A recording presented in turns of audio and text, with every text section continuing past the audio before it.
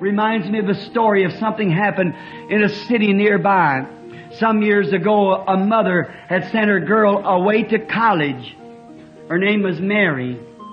And so the girl was a fine girl when she left home.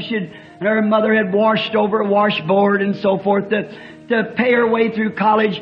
And one day she went to visit home, and she got mixed up out there with a mixed class of people. And she got in fellowship with an unbelieving girl that was very worldly and ungodly. And it's bad when you go to segregating with such as that. Separate yourselves from the things of the world. Come out. Don't be better. Try to act like you're better. But don't mar your garments with the sin. Don't be partakers of other man's sins.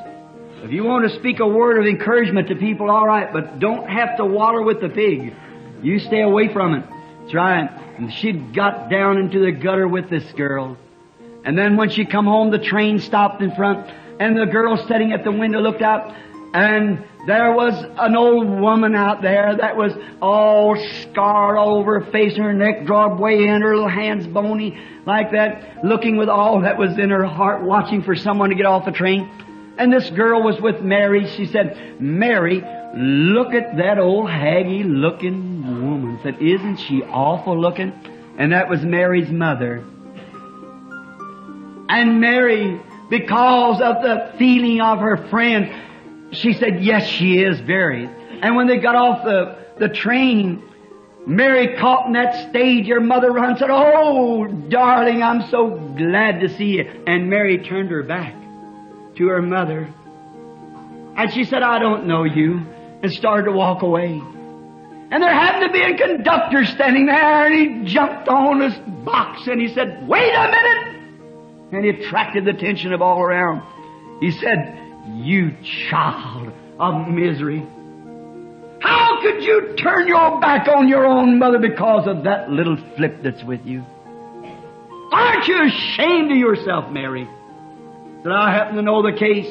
Listen here, young woman, to the other girl that had made the remark about it, said, "That's her mother. And Mary will never see the day that she was half this pretty as her mother. I knew her when she was young." And said she was happily married, and she had this little baby Mary, and she was upstairs, and she had the windows open so that the breeze would, and the little cradle up there, and said she went downstairs and was doing her washing, hanging them up in the backyard, and fire caught in the house, and before she knew it, the house was all aflame, the neighbors running. And when Mary's mother come around, she said, my baby, it's upstairs." And the fireman said, "The house is out of control. There's no way to get to it now." But what did she do? She grabbed her little apron off of her that was wet with wash water and wrapped it around her face and run through those blazes, and a policeman trying to stop her. She ran up the stairs real quick while her loving baby was laying there. And she grabbed the baby, and she thought, the wet garment protected me. But now, if I take the baby back too, it'll cut it to pieces, those flames. So she wrapped the baby in her own wet garment, held it in her bosom, and run through the blazes, and they tore the meat from her face. Said, "That's the reason she's ugly. She's ugly, but you might be pretty. And you mean you'd turn your back on your mother that made such a sacrifice?" In shame, she bowed her head. I think that's the way we ought to be. This gospel, this comforter that we have, this Holy Spirit, that the world calls fanaticism, that the people want to say they're holy rollers. Are you ashamed? Are you ashamed of the sacrifice that Jesus made down on the cross that we might have this comfort? Would you swap it for the comfort of the world, of popularity of some neighbor? God forbid. King of my life, I crown Thee now.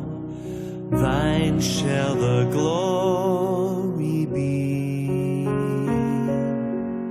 Lest I forget Thy thorn-crowned brow, lead me to Calvary.